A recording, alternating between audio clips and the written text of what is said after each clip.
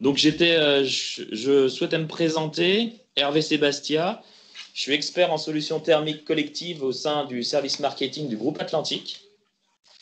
Donc ce service travaille en étroite collaboration avec la R&D pour tout ce qui concerne le développement produit. Et nous sommes bien sûr attentifs à toutes les remontées terrain de la part de la force de vente et des clients, dans le but d'améliorer nos produits et de vous proposer des solutions techniques qui répondent au mieux à vos attentes. Maintenant, je vais passer la main à Aurélie qui va se présenter. Bonjour à tous, je suis Aurélie Bernard. Moi, je suis en charge de la communication chez Atlantique Solutions Chaufferie. Donc, je vous souhaite à tous la bienvenue à cette première édition des jeudis de l'ECS.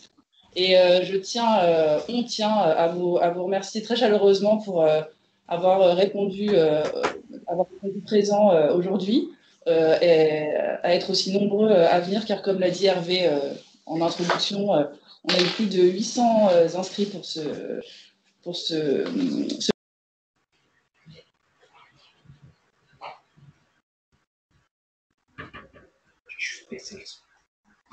la réglementation dans le CS collectif a l'air d'être un sujet qui passionne les foules. Alors, Donc, j'ai un message, là. L'image est statique, c'est normal. Hein. C'est nous qui allons faire avancer la présentation. Pour l'instant, vous n'avez que les jeudis de l'ECS avec la première page de garde avec ECS et réglementation. Voilà. Je commence à expliquer. Oui. D'accord. Alors, on va aborder ce webinaire sur la réglementation avec un petit quiz interactif. On a décidé de mettre ça en place pour rendre la présentation dynamique et puis nous permettre aussi de savoir le pourcentage global des réponses aux questions qu'on va vous poser pour savoir si les sujets seront à approfondir ou non lors d'une prochaine occasion. Donc, pour participer au quiz, il vous faut taper klaxoon.com, klaxoon.com dans le navigateur de votre téléphone. Alors, on vous conseille d'utiliser votre téléphone pour accéder à Klaxoon, de façon à avoir la présentation PowerPoint sur votre ordinateur et le quiz sur le téléphone. Ça évitera d'avoir à switcher d'un écran à l'autre au fil des questions. Donc, normalement, quand vous tapez klaxoon.com sur votre navigateur de téléphone, vous arrivez sur cette fenêtre-là. Vous n'avez aucune inscription à faire. Donc, si on vous demande, comme sur l'écran de gauche, de vous connecter, vous devez juste fermer la fenêtre pour arriver sur l'écran où on vous demande un code d'accès.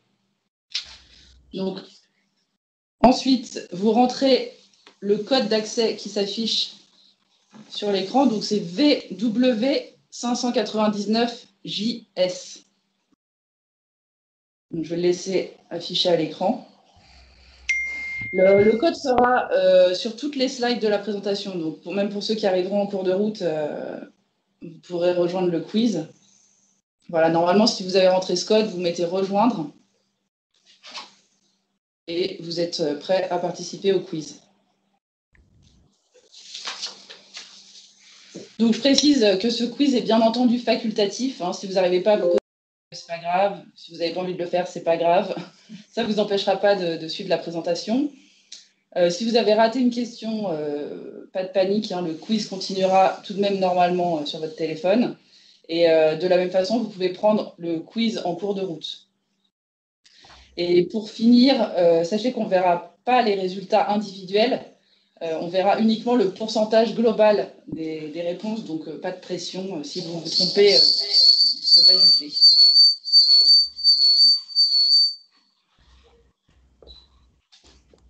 On va essayer de mettre un petit tuto de connexion dans la conversation de la réunion, si Lucie aussi peut s'en occuper, pour ceux qui arriveraient en cours de route qui n'auraient pas eu les explications. Et dernière chose avant de commencer, mais je pense que vous l'avez tous fait, on est très nombreux ce matin, donc on va couper les micros. N'hésitez pas à poser vos questions dans la partie conversation de la réunion Teams à droite. On reviendra sur toutes ces questions à la fin, on va les compiler pendant la réunion et puis si on a le temps, on y répondra.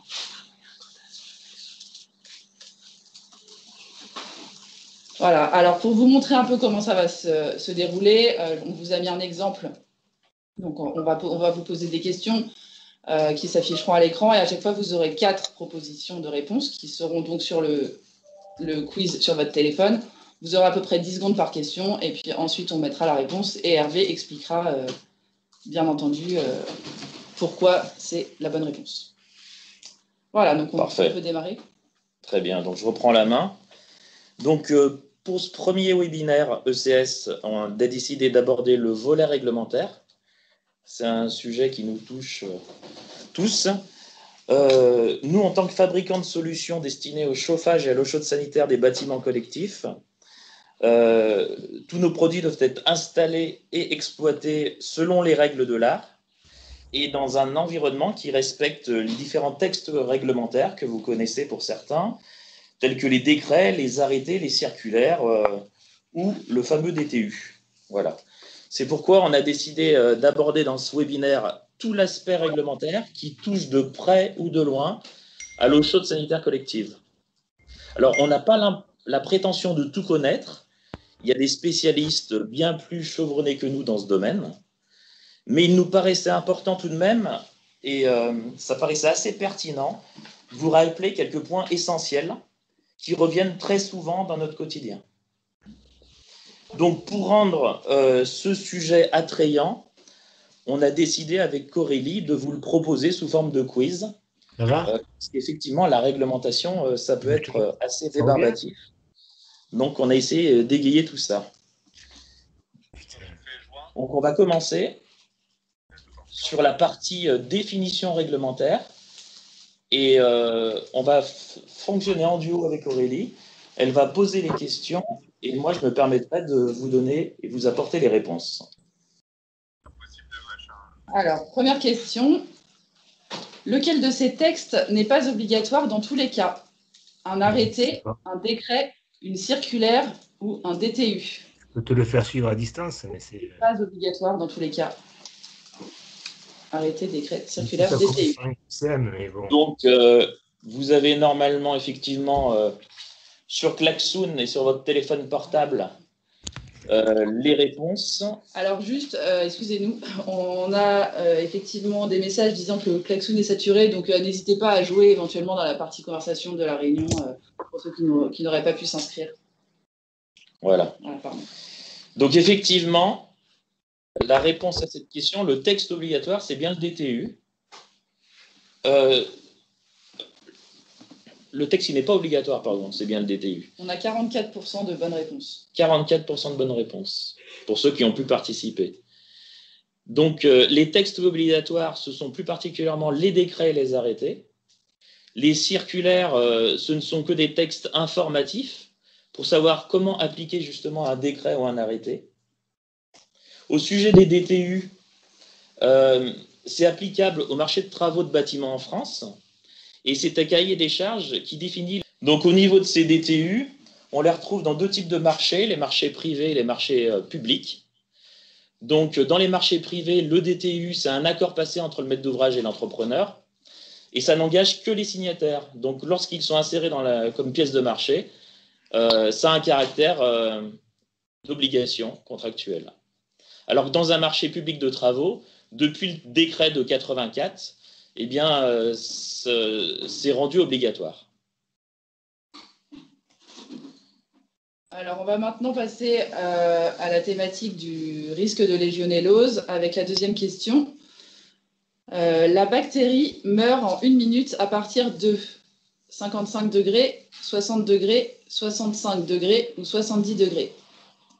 La bactérie meurt en 1 minute à partir de 55, 60, 65 ou 70 degrés.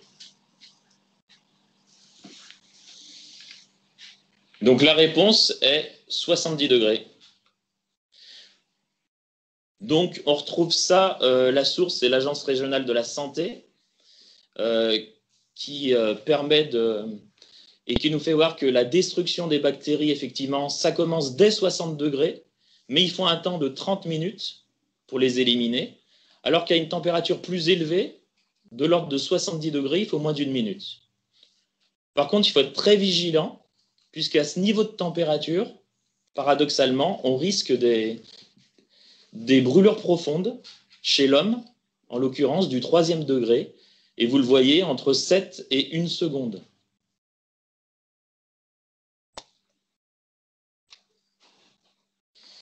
Au niveau des textes réglementaires maintenant, si on reprend l'arrêté du 30 novembre 2005, vis-à-vis des chocs thermiques qu'il faut réaliser une fois tous les 24 heures, il y a différents niveaux de température, comme on l'a vu précédemment, mais là, les temps sont doublés, par mesure de sécurité, j'imagine. Donc, pour 70 degrés, il faut 2 minutes, et les 60 degrés qu'on a vus précédemment, il faut 60 minutes. Ok, alors on a eu 48% de bonnes réponses sur cette question. Donc là, c'est assez maîtrisé. On va passer à la question 3, toujours sur le risque légionellose. La plage de température propice au développement de la légionelle se situe entre 15 et 35 degrés, 25 et 45 degrés, 35 et 55 degrés ou 45 et 65 degrés. La plage de température propice au développement de la légionelle.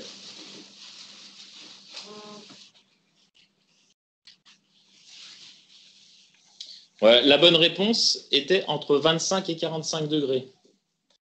Donc, on retrouve ça dans les extraits des règles RAGE, règles de l'art Grenelle Environnement, qui reprennent effectivement le DTU, pardon, pas le DTU, mais qui nous précise que l'optimum de croissance, effectivement, se situe entre 25 et 45 degrés. Voilà. Alors, selon les textes, justement, dans les différents arrêtés ou circulaires, la plage exacte, on retrouve entre 25 et 42, 25 et 43 degrés, si on veut être un peu plus précis. On a eu 51% de bonnes réponses. 51% de bonnes réponses, c'est parfait. Par contre, vis-à-vis du développement de légionelle, et limiter ce développement, il ne s'agit pas d'agir seulement sur la température. Il faut aussi lutter contre la corrosion et l'entartrage, puisque forcément la corrosion et l'entartrage dans les réseaux, ça crée des dépôts, et dans ce cas-là, donc un biofilm, et dans ce cas-là, dans le biofilm, il peut y avoir développement de légionelle sous dépôt donc. Donc c'est pour cette raison qu'il faut avoir une installation saine à ce niveau-là. Et pour éviter le développement de ce biofilm, il faut donc éviter la stagnation et les faibles vitesses de l'eau. Donc attention aux bras morts, même si on a des températures élevées dans son réseau, dans les parties où il y a de faibles vitesses des bras morts, il peut y avoir développement de la légionelle, même si nous avons des températures relativement élevées à d'autres endroits. Merci Hervé. On va maintenant passer à la 4e question, toujours sur cette thématique du risque légionnel. Quelle température minimale doit-on maintenir à la sortie d'un ballon de préchauffage ECS? Alors, un ballon de préchauffage ECS, c'est le ballon situé en amont et raccordé en série avec le ballon de production ECS. Donc, les 4 propositions, 50 degrés, 55 degrés, 60 degrés ou aucune température minimale.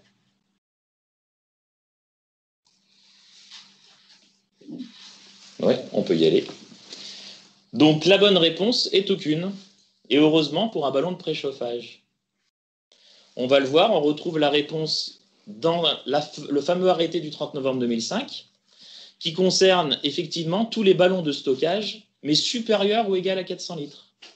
Et c'est bien noté à l'exclusion des ballons de préchauffage. Donc tout ce qui concerne les volumes supérieurs à 400 litres, c'est soit une maintien de température à 55, soit des chocs thermiques. Pour les ballons de préchauffage, ils ne sont pas concernés du tout. Donc on voit ici, dans la circulaire du 3 avril 2007, qui est tout simplement un texte informatif pour l'application de l'arrêté du 30 novembre 2005, et on retrouve sur ce schéma 2 ballons en série, le ballon de préchauffage avec un volume X, et le ballon final de production d'eau chaude, l'appoint si vous voulez, avec un volume Y. Eh bien, dans ce cas-là, c'est seulement au point de mise en distribution qu'on doit maintenir la température, donc le ballon de préchauffage n'est pas concerné. Par contre, il y a une chose importante, c'est que la somme des 2 volumes, il faut les additionner, puisque dès qu'on dépasse les 400 litres, l'arrêté du 30 novembre 2005 est obligatoire. Et dans ce cas-là, on va très rapidement dépasser les 400 litres en semant ces deux volumes. Donc on est forcément contraint, dès qu'il y a deux volumes en série, d'appliquer cet arrêté du 30 novembre 2005. Alors on retrouve ce genre de solution aussi bien dans le solaire, mais aussi en thermodynamique. On va le voir sur le schéma suivant. Donc ici, vous est présenté un premier ballon thermodynamique qui est alimenté par une pompe à chaleur. Ça, c'est notre solution Hydramax 2 en mode plage horaire, en fonctionnement entre guillemets de nuit ou sur une plage horaire autre dans la journée. Et cette solution va vous permettre de satisfaire une part d'ENR ou une part des besoins ECS journaliers.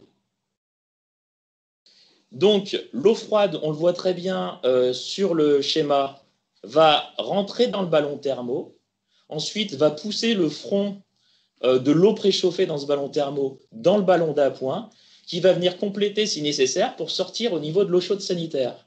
Ce qui veut dire que si le ballon thermo a été dimensionné pour seulement satisfaire une certaine part d'ENR, comme sur certains projets avec des référentiels de ville, comme à Paris, où on parlait beaucoup de 30% d'ENR. Donc le dimensionnement s'effectue généralement pour avoir 30% d'ENR avec une satisfaction de 50% des besoins d'eau chaude sanitaire. Et bien dans ce cas-là, une fois qu'on a puisé les 50% d'eau chaude sanitaire, il ne va passer que de l'eau froide au travers du ballon thermo, puisqu'on aura utilisé toute l'eau chaude qui a été accumulée. Et dans ce cas-là, c'est l'appoint qui jouera pleinement son rôle pour les 50 autres pourcents à assurer dans la journée.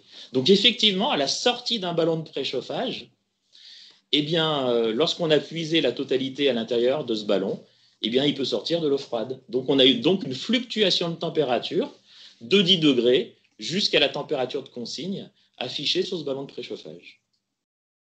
Donc on verra tout ça en détail dans les prochains séminaires. Webinaire, pardon, effectivement. On n'a pas encore bien l'habitude, tu vois.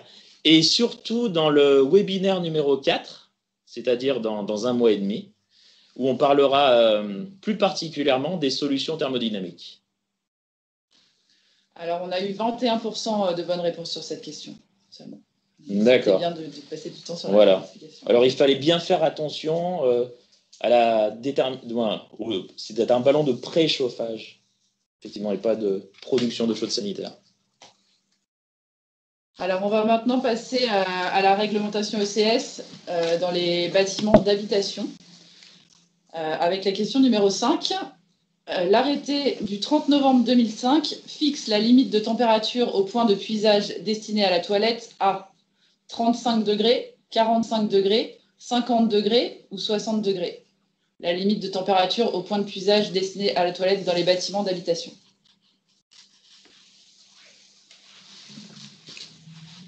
Alors, la réponse... Allez, tu peux y aller, effectivement. La réponse était 50 degrés.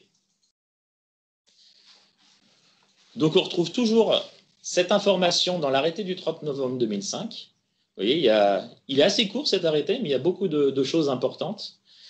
Où on retrouve effectivement, vis-à-vis des risques de brûlure, qu'il ne faut surtout pas dépasser une température qui va au-delà des 50 degrés dans les pièces destinées à la toilette. Par contre, dans les autres pièces de l'habitation, on peut aller jusqu'à 60 degrés, en l'occurrence dans la cuisine. Lorsqu'on fait la vaisselle, effectivement... on pourrait avoir une température supérieure. Et on retrouve un dernier cas de figure dans les cuisines collectives, plus particulièrement les ERP, autrement, où on peut avoir des points de puisage où l'eau est limitée à 90 degrés, mais dans ce cas-là, il faut une signalisation particulière. Voilà. Donc, attention sur les réseaux d'eau chaude collective, puisqu'on vous dit qu'à la sortie des ballons de production, il faut sortir à plus de 55 degrés, mais finalement, dans l'habitation, il ne faut pas dépasser sur certains points 50 degrés. Donc, entre les deux, évidemment, il va falloir mettre des organes pour limiter la température. Très bien, merci Hervé. On a eu 31% de bonnes réponses, mais beaucoup de réponses aussi dans la conversation. Alors, on va passer à la question numéro 6. L'arrêté du 30 novembre 2005 fixe la température minimale à la sortie des équipements de stockage dont le volume total est supérieur ou égal à 400 litres à 50, 55, 60 ou 65 degrés. La température minimale à la sortie des équipements de stockage. Bon, là, c'est facile, je viens de donner la réponse dans, dans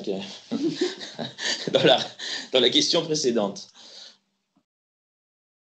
Et oui, effectivement, c'est bien 55 degrés. Voilà, on retrouve ça dans l'arrêté du 30 novembre 2005, qui spécifie évidemment, pour des volumes supérieurs ou égaux à 400 litres, qu'il faut soit être en permanence à 55 degrés en sortie, soit faire des chocs thermiques, avec les différents niveaux de température dont on a parlé précédemment. Donc, dans ce cas-là, généralement, on retrouve sur le terrain des consignes dans l'eau chaude collective de 60 degrés, pour garantir 55 en sortie en permanence. Donc, si il fallait être précis, il faudrait mettre une sonde de température continue pour mesurer cette température en sortie. Et donc, il faut veiller, bien sûr, pourquoi on prend une sécurité de 5 degrés généralement au minimum. Eh bien, c'est vis-à-vis des ballons. Plus votre ballon sera petit, plus on se dimensionnera ça vers du semi-instantané, plus on sera impacté par les flux et les débits qui arrivent sur ce ballon-là. Et en l'occurrence, on pense bien sûr à une chose en collectif, c'est le bouclage. Si vous avez un bouclage avec un fort débit, qui revient dans un ballon de plus en plus petit, eh bien la vitesse d'introduction dans ce ballon va être de plus en plus importante et va venir perturber d'autant plus la stratification de ce ballon. Et dans ce cas-là, vous avez peut-être une chance, ou une malchance en l'occurrence, d'avoir un retour de bouclage à 50 qui peut passer, brasser ce ballon et permettre de sortir à moins de 55 degrés dans ce cas-là. C'est pour cette raison qu'il faut une sécurité entre la consigne et la température de sortie. Par contre, en revanche, il faut éviter d'avoir une température excessive, puisqu'on pourrait monter facilement à 70 degrés, puisque dans ce cas-là, il y a des risques d'entartrage qui augmentent. Et aussi viennent s'ajouter à ces risques d'entartrage, donc les risques de légionnelle avec du développement de légionnelle sous dépôt, et d'autre part, qui dit haute température, dit aussi surconsommation. Donc une consommation d'énergie qui va augmenter. Donc finalement, le bon compromis se situe autour de 60 degrés, mais soyez vigilants tout de même à votre dimensionnement. Si vous êtes vers de l'accumulé, vous serez à peu près certain de maintenir vos 55 degrés. Si vous êtes vers du semi-instantané, ce sera peut-être plus difficile. Et là, ce sera à vous d'apprécier et de régler la bonne consigne pour garantir les 55 en sortie. On a eu 74% de bonnes réponses à cette question. Ah, ben voilà. Vous avez bien écouté l'explication précédente. Ça a peut-être contribué. On va passer maintenant à la question 7. On est toujours dans les bâtiments d'habitation. Et toujours selon ce même arrêté du 30 novembre 2005, la température à maintenir en tout point du réseau de distribution doit être supérieure ou égale à 45, 50, 55 ou 60 degrés. Donc, c'est la température à maintenir en tout point du réseau de distribution à l'exception des antennes. Et pour rappel, les antennes sont le tronçon entre la canalisation allée du réseau de distribution et le ou les points de puisage. Entre la boucle et le point de puisage, évidemment. Donc la réponse ici est de 50 degrés. Effectivement, l'exigence, toujours dans l'arrêté du 30 novembre 2005, c'est de respecter sur la partie distribution-bouclage en collectif, lorsqu'on est face à des volumes supérieurs à 3 litres, une température minimale en tout point du réseau de distribution de 50 degrés. Donc évidemment, quand vous sortez d'un ballon de production, on a vu précédemment qu'il faut le être à 55. Derrière, vous pouvez retrouver le mitigeur, à moins que les mitigeurs soient sur les points de distribution dans les logements, ça c'est possible aussi. En tout cas, dans toute cette partie entre le ballon et les logements, toute cette partie distribution, il faut être supérieur ou égal à 50. Supérieur ou égal à 50, sachant que dans les pièces destinées à la toilette, comme on l'a vu précédemment, il ne faut pas dépasser cette température-là. Donc il y a des pertes en ligne sur un réseau de distribution, donc on part toujours à une température supérieure à 50, évidemment, pour être sûr d'avoir 50 degrés en retour de boucle. Donc généralement, on prend une marge de 3 à 5 degrés, et plus le delta T sera petit, plus le débit de la pompe de bouclage sera important et consommera de l'énergie en l'occurrence. Et qui dit débit important dit aussi perte au niveau de la boucle un peu plus importante, avec un coefficient d'échange qui augmente. Par contre, tout ce qui est antenne, c'est-à-dire à l'arrivée du logement, là où on vient se piquer sur le réseau de distribution, il faut que ces antennes fassent moins de 3 litres jusqu'au point de puisage.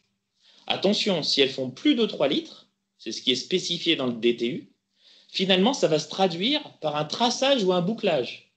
Donc, on imagine mal, effectivement, avoir un traçage ou un bouclage au sein de chaque appartement si on a plus de 3 litres pour aller satisfaire, effectivement, le point de puisage le plus éloigné. Donc, c'est pour cette raison qu'aujourd'hui, on voit pousser dans les bâtiments d'habitation des nombres de colonnes qui augmentent et qui traversent les logements pour être au plus près des points de puisage et respecter ces 3 litres. Mais on verra dans un instant que les 3 litres, ce n'est pas la plus grosse des contraintes aujourd'hui. Alors, on va maintenant passer à la partie conception des réseaux, avec une nouvelle question sur les réseaux, la conception des réseaux bouclés. Selon le DTU 60.11, une antenne ne doit pas dépasser un volume de 3 litres, un volume de 6 litres, une longueur de 6 mètres ou une longueur de 8 mètres. Je rappelle qu'une antenne, c'est toujours un tronçon entre la canalisation allée du réseau de distribution et le ou les points de puisage. Donc, c'est le point numéro 3 sur le schéma, voilà, qui part de la boucle jusqu'au point de puisage. Donc là, on a changé. On n'est plus sur l'arrêté du 30 novembre 2005, on est passé sur le DTU 60.11, et on ne parle plus d'un volume, on parle d'une longueur de tuyauterie, de canalisation, jusqu'au point de puisage. Et effectivement, l'antenne, elle ne doit pas dépasser 8 mètres. On a eu 41% de bonnes réponses. 41%. C'est pas ce qu'il y a de plus contraignant. Alors, pour vous donner un exemple, 3 litres, ça correspond, dans l'arrêté du 30 novembre 2005, à environ 19 mètres de tuyauterie cuivre en diamètre 14-16. Donc c'est pour une baignoire, c'est déjà une assez grosse alimentation. Vous tombez à du 10-12, me semble-t-il, pour le reste des points de puisage. Là, vous pouvez aller jusqu'à 38 mètres, ou une trentaine de mètres. Et vous tombez en 20-22 pour l'alimentation normalement générale du logement, vous êtes à 9 mètres. Donc vous voyez que le 8 mètres, c'est vraiment contraignant.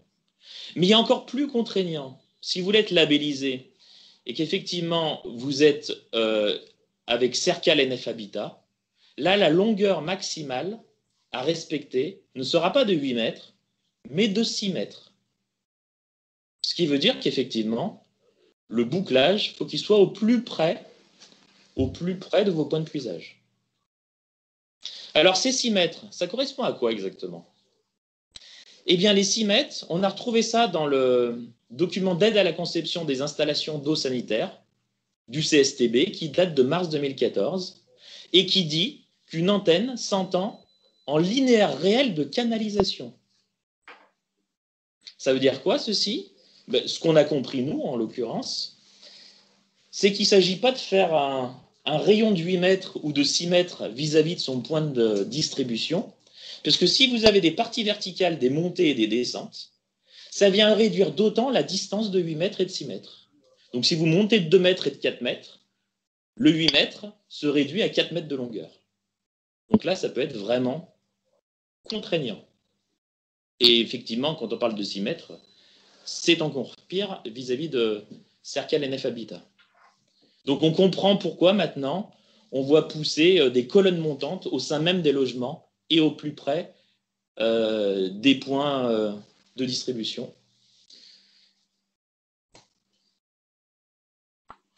Alors, on va maintenant passer à la réglementation dans les établissements de santé. Après les immeubles d'habitation, on va passer aux établissements de santé. Avec cette question numéro 9, selon la circulaire DGS du 22 avril 2002, Le nettoyage, détartrage et désinfection d'un ballon ECS doivent être effectués une fois par jour, une fois par semaine, une fois par mois ou une fois par an dans les établissements de santé. Donc cette DGS du 22 avril, elle nous dit qu'effectivement, la réponse, c'est que l'entretien du ballon se fait une fois par an. Donc, qui dit entretien du ballon, effectivement, c'est il faudra le vidanger en totalité. Donc, pendant ce temps-là, il va falloir couper l'alimentation en eau dans les établissements de santé. Ce que spécifie cette circulaire aussi, c'est qu'il faut obligatoirement sur les ballons d'eau chaude une vidange en point bas, donc avec une 24 tours, un rupteur de charge, c'est-à-dire une évacuation à l'égout pour pouvoir justement faire des chasses et retirer les dépôts en fond de ballon, une température d'eau chaude sanitaire en sortie supérieure à 55 degrés, ça on retrouve l'arrêté du 30 novembre effectivement, et une autre contrainte, une température de ballon strictement supérieure à 60 degrés au moins une fois par jour. Donc vous avez deux choix possibles ici. Si vous êtes à moins de 60, il faut faire un espèce de petit choc journalier, effectivement, ou maintenir une consigne constante supérieure à 60, 61, 62 degrés. Vous retrouvez ceci exactement dans la circulaire du 28 octobre 2005, puisqu'à l'origine, il existait la circulaire du 31 janvier 1998, qui a été remplacée par deux circulaires, celle du 22 avril concernant les établissements de santé et celle du 28 octobre 2005 qui concerne désormais les établissements de personnes âgées, les maisons de retraite. Donc c'est pour cette raison que vous verrez sur les slides suivantes des idem circulaires du 28 octobre 2005. Très bien. On a eu 71% de bonnes réponses sur cette question. Ah. On va passer à la question 10, toujours sur la réglementation dans les établissements de santé. Selon toujours la même circulaire DGS du 22 avril 2002, le trou d'homme est obligatoire sur les ballons de contenance supérieure à 500 litres, 750 litres, 900 litres ou 1000 litres. Le trou d'homme obligatoire. Voilà, donc dans les établissements de santé, c'est là où la réglementation est la plus stricte, évidemment. Oui. Donc je pense que les gens sont beaucoup plus sensibles à cette partie-là. C'est peut-être pour ça, ça pourrait expliquer le taux de bonne réponse. La réponse ici pour les établissements de santé, c'est bien 1000 litres. On retrouve ça toujours dans cette circulaire. Et ce qu'il faut préciser, c'est que sur nos ballons d'eau chaude sanitaire, dans le groupe Atlantique, vous aurez la possibilité de mettre des trous d'homme à partir des volumes de 750 litres. Donc, pour être sûr de pouvoir bien répondre à cette circulaire dans tous les cas. On ne propose pas sur les ballons de 500 litres. Pourquoi? C'est une question technique. C'est parce que le diamètre du ballon est relativement petit dans ce cas-là et qu'il est difficile de placer un trou d'homme aussi large sur un ballon d'un diamètre aussi petit. Donc, dans ce cas-là, il y a toujours la possibilité de mettre des brides pour accéder au ballon et à l'entretien. Alors, question 11 maintenant. On est toujours dans les établissements de santé et on est toujours selon cette même circulaire du DGS du 22 avril 2002. Alors, la vanne de vidange d'un ballon ECS doit être complètement ouverte une fois par jour, une fois par semaine, une fois par mois ou une fois par an. La vanne de vidange d'un ballon ECS dans les établissements de santé. Une fois par jour, une fois par semaine, une fois par mois, une fois par an. Eh bien, la vanne de vidange, il faut l'actionner une fois par semaine. Donc, autant l'entretien du ballon, on a vu que c'était une fois par an. Par contre, la vanne de vidange, c'est bien une fois par semaine. Pourquoi? Eh bien, comme je le précisais précédemment, pour évacuer les dépôts en fond de cuve, où il y a risque de développement de légionnelle. On n'a eu que 19% de... Ah oui, 19%. Parce que là, c'est bien plus contraignant d'avoir un ballon d'eau chaude dans les établissements de santé. Il faut vraiment, pour les exploitants qui s'occupent de ce site-là, avoir des vérifications régulières une fois par semaine pour la vanne de vidange. Alors, une autre question, toujours sur la réglementation dans les établissements de santé, et toujours sur la même circulaire. Pour les nouvelles installations équipées d'échangeurs à plaques, quel volume maximum de stockage ECS est-il conseillé d'installer? 3000 litres, 2000 litres, 1000 litres ou 0 litres? Pour les nouvelles installations équipées d'échangeurs à plaques. Donc là, nous avons changé de catégorie de producteurs d'eau chaude sanitaire. On est passé du ballon ou du ballon échangeur aux échangeurs à plaques. Et dans ce cas-là, dans les établissements de santé, on nous conseille de ne pas mettre de stockage, évidemment, pour les installations neuves. Il est spécifié très exactement le texte qui apparaît à l'écran. Pour les nouvelles installations, ne pas installer de ballon de stockage d'eau chaude sanitaire. Dans ce cas, il est stipulé que l'installation devra être dimensionnée afin d'assurer le débit maximum requis. Évidemment, si vous supprimez le ballon de stockage d'eau chaude sanitaire, vous vous retrouvez face à une production d'eau chaude instantanée. Dans ce cas-là, il va falloir face à la puissance du débit de pointe d'eau chaude sanitaire sur 10 minutes. Et là, la puissance va être très élevée. Alors que jusqu'à présent, le ballon de stockage d'eau chaude sanitaire nous permettait de diminuer énormément la puissance de l'échangeur à plaques. Là, ce n'est plus le cas. Par contre, ça va avoir d'autres avantages. Le fait de ne plus avoir de stockage d'eau chaude sanitaire, ça va nous permettre de supprimer tous les points qu'on a vus précédemment sur les ballons d'eau chaude. C'est-à-dire l'entretien du ballon une fois par an, l'ouverture de la vanne de vidange une fois par semaine, des températures de ballon supérieures à 60 au moins une fois par jour. Ce qui veut dire que cette solution est de plus en plus prisée, puisqu'il y a beaucoup moins de contraintes d'entretien et d'exploitation derrière. On le voit ici, une solution qui se développe énormément chez nous, c'est la solution Hygiatherme. On a pris un exemple pour 40 logements, pour vous faire voir qu'on ne vend pas cette solution que dans les établissements de santé, mais aussi dans les logements. Comment ne pas être contraint de mettre en place une grosse puissance de générateur? Et bien là, c'est la solution. Vous êtes face à un échangeur à plaques instantané, on le voit, pour 40 logements, de 241 kW. Vu qu'on a supprimé le stockage secondaire, on est obligé de faire face à la puissance maximale demandée, la débit de pointe de 10 minutes. Pour diminuer cette puissance, il y a un moyen, sans mettre de ballon de stockage d'eau chaude sanitaire, c'est de basculer ce ballon de stockage d'énergie tout simplement sur le primaire. Et en mettant ce même ballon d'un volume à peu près équivalent, ici, dans ce cas de figure, c'est 1500 litres, mais il peut être variable, hein, c'est une question de rapport volume-puissance. Il faudra mettre en place, dans ce cas-là, vu qu'on a un stockage d'énergie sur le primaire, prêt à satisfaire les besoins d'eau chaude de 241 kW, il faudra simplement mettre une chaudière de 84 kW. Donc, on aura trouvé le moyen de diviser par 3 la puissance appelée. Puisque si vous étiez en pur instantané, évidemment, il aurait fallu une chaudière ou un générateur de 241 kW minimum pour satisfaire les besoins instantanés de cet échangeur à plaques. Donc voilà, cette solution se développe de plus en plus au-delà des établissements de santé. Et on étudiera en particulier cette partie-là. On abordera ça un petit peu dans le webinaire numéro 2 et surtout dans le webinaire numéro 3 où on parlera d'eau chaude sanitaire produite par le gaz essentiellement. Ouais, on y reviendra en fin de présentation pour vous reparler des programmes, des webinaires à venir. Tout à fait. Alors, question suivante. On est toujours dans les établissements de santé. Selon la circulaire DGS du 22 avril 2002, quel est le seuil de Legionella pneumophila par litre d'eau en unités faisant colonie à ne pas dépasser? 10, 100, 1000 ou 10 000 unités faisant colonie.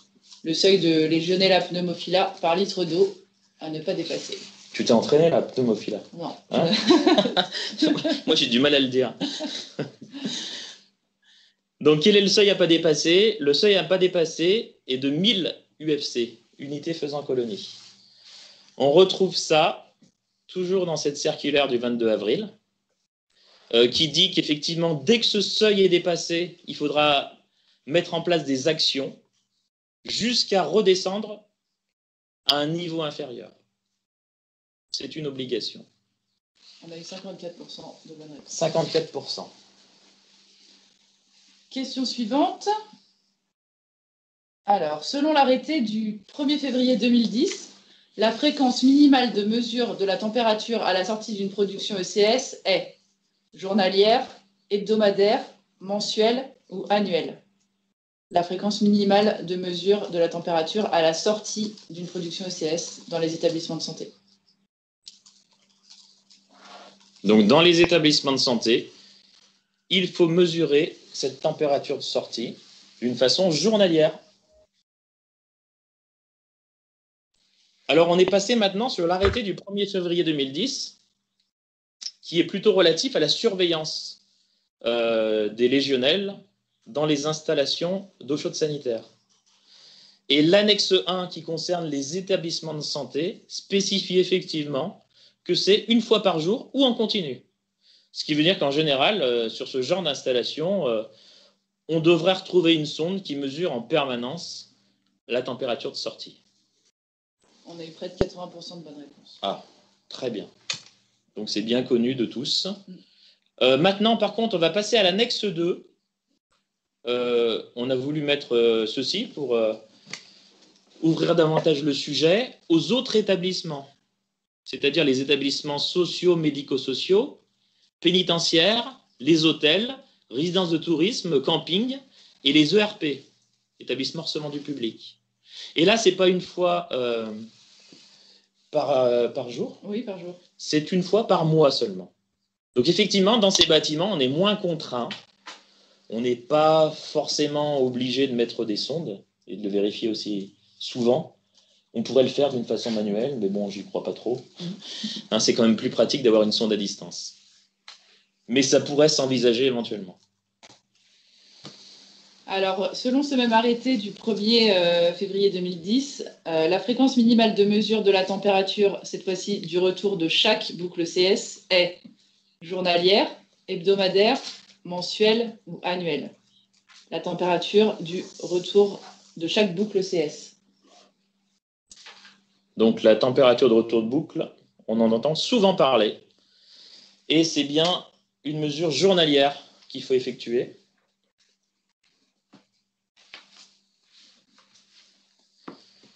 Donc, dans les établissements de santé, effectivement, le retour de boucle, il doit être contrôlé une fois par jour. Mais attention, hein, au niveau de toutes les boucles, hein, et dans le DTU 60.11, si on regarde à quoi correspond une boucle, c'est bien à partir du collecteur de distribution principale, tout ce qui est montée et redescente verticale, pas verticale, ça peut être horizontal, une boucle aussi, mais en tout cas, un bâtiment peut être composé de plusieurs boucles. Hein. Comme on l'a dit, si on fait un parallèle au logement, aujourd'hui, on retrouve une boucle pratiquement par logement. Donc, ce qui veut dire qu'il faut avoir des sondes sur chaque retour de boucle. Si vous avez une distribution avec 8 boucles, il faudra 8 sondes. Puisque ce n'est pas parce que vous avez un retour général à 50 degrés que le retour de chaque boucle est forcément à 50 degrés. Il peut être inférieur. Par des boucles et un déséquilibrage sur le réseau de distribution, avec des boucles qui peuvent revenir à 54 et d'autres à 48. Et dans ce cas-là, on n'est plus réellement conforme, surtout dans les établissements de santé. On va passer en revue l'annexe 2, qui concerne les autres établissements qu'on a cités précédemment. Et là, effectivement, c'est seulement une fois par mois et non pas une fois par jour. Alors, on va maintenant passer à la conception des réseaux avec la question numéro 16 qui concerne la conception des réseaux bouclés. Selon le DTU 60.11, la vitesse minimale à respecter dans la canalisation de retour de boucle doit être de 0,1 mètre seconde, 0,2 mètre seconde, 0,3 mètre seconde ou 0,4 mètre seconde. La vitesse minimale à respecter dans la canalisation de retour de boucle. Donc, la vitesse minimale à respecter, c'est 0,2 mètres par seconde. Donc, on retrouve ça dans les règles RAGE. Il y a un tableau assez synthétique qui reprend un petit peu ce qu'on retrouve dans tout ce qui est DTU 60.11 et qui spécifie effectivement qu'au niveau de ce retour de boucle, on a vu qu'il fallait une température minimum de 50 degrés, mais sur la colonne de retour, il faut une vitesse minimum aussi de 0,2 à 0,5 mètres par seconde maximum. Ce qui veut dire qu'on a vu aussi qu'il fallait un diamètre minimum, hein, c'était 12 mm, avec une vitesse de 0,2 mètres par seconde, ce qui contraint à avoir un débit minimum pour toute boucle de l'ordre de 80 à 100 litres heure minimum. Donc si vous avez 8-10 boucles, bah, vous imaginez que votre débit de bouclage, il est d'autant plus important. Il se calcule en mètres cubes ensuite. Et un débit très important, bah, ça génère des perturbations dans un ballon de stockage. Et dans ce cas-là, bah, plus il est gros, plus on se dirige vers le semi-accumulé, meilleure sera la stratification, il sera beaucoup moins perturbé et on aura un peu plus de performance. Mais là, je vais m'arrêter là parce qu'on commence à entamer avec le prochain webinaire, la performance ECS. Merci Hervé. Donc, prochaine question suivante, on arrive à l'avant-dernière question. Selon le DTU 60.11, le diamètre intérieur minimal à respecter dans la canalisation de retour de boucle doit être de 10 mm, 12 mm, 14 mm ou 16 mm. Le diamètre intérieur minimal à respecter. Ben, je pense qu'on va approcher les 100% parce que je viens de donner la réponse précédemment. C'est effectivement 12 mm.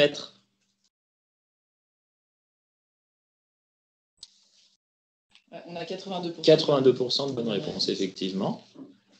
On retrouve ça toujours dans cette synthèse dans les règles rage qui dit que le diamètre intérieur minimal de toute tuyauterie doit être au minimum de 12 mm pour limiter les risques d'obstruction par entartrage. Donc on voit un petit peu, selon les différents matériaux, le diamètre minimum pour le galva, pour le cuivre, etc. Donc le cuivre, le 14 x 1, c'est-à-dire un diamètre de 14 extérieur et 1 mm d'épaisseur, ce qui revient à du 12 mm intérieur. Nous arrivons à la dernière question. Tout à fait, qui est la suivante. Selon le DTU 60.11, donc toujours le même, le passage minimal à respecter dans un organe d'équilibrage placé sur les canalisations de retour de boucle doit être de 0,5 mm, 1 mm, 2 mm ou 3 mm. Le passage minimal à respecter dans un organe d'équilibrage placé sur les canalisations de retour de boucle. Donc, la réponse est 1 mm. On retrouve aussi cette indication dans ce tableau de synthèse des règles rage qui spécifie qu'il faut au minimum 1 mm.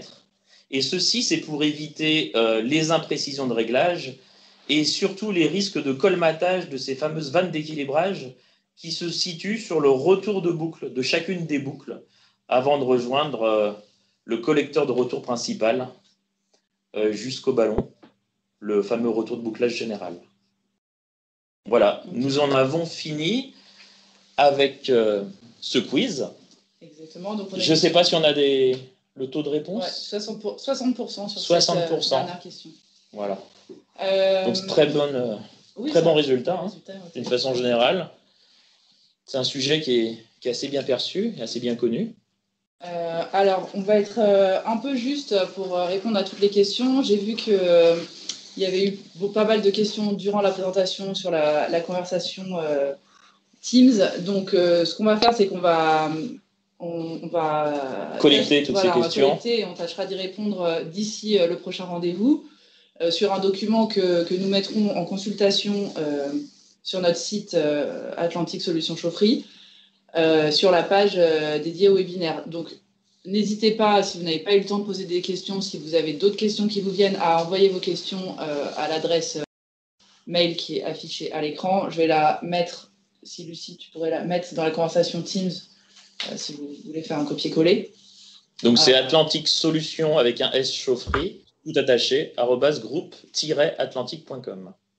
Voilà, ça nous permettra de compiler toutes ces questions, de faire un document consultable sur notre site. Sur cette page de notre site internet, vous trouverez également le replay de cette présentation d'aujourd'hui, ainsi que les liens pour vous inscrire au prochain webinaire qui sera sur la thématique de l'ECS et de la performance. Donc, c'est dans 2 semaines, jeudi 5 novembre, de 10h à 11h. Et vous pouvez également vous inscrire d'ores et déjà à nos webinaires numéro 3 et numéro 4, toujours sur cette thématique de l'ECS. Comme Hervé l'a expliqué tout à l'heure, le 3e sur l'ECS, la production ECS et gaz, et la production ECS et pompe à chaleur pour le dernier webinaire. Donc, vous avez les liens sur notre site. On vous enverra également des invitations pour vous inscrire directement en cliquant Et sur... comme vous l'avez compris, c'est un rendez-vous tous les 15 jours. Tout à fait. Et jeudis. Tous les jeudis, c'est ça. Voilà, c'est simple à retenir. Donc, on compte sur vous. Voilà, donc encore un grand merci pour votre présence ce matin, votre participation active. Et, voilà. Et à dans 15 jours. Ouais, bah, j'espère qu'en tout cas, vous aurez apprécié. On s'est lancé au feu avec ce premier webinaire. J'espère qu'on aura de plus en plus de monde à l'avenir, hein, et que toutes ces informations vous auront été utiles. En tout cas, ça vous aura rappelé quelques souvenirs. Effectivement, on vous donne rendez-vous dans 15 jours sur la performance de l'eau chaude sanitaire. En attendant, on vous souhaite une bonne fin de semaine. On vous remercie beaucoup et à très bientôt. Merci beaucoup. Au revoir. À bientôt. Au revoir. Au revoir, merci.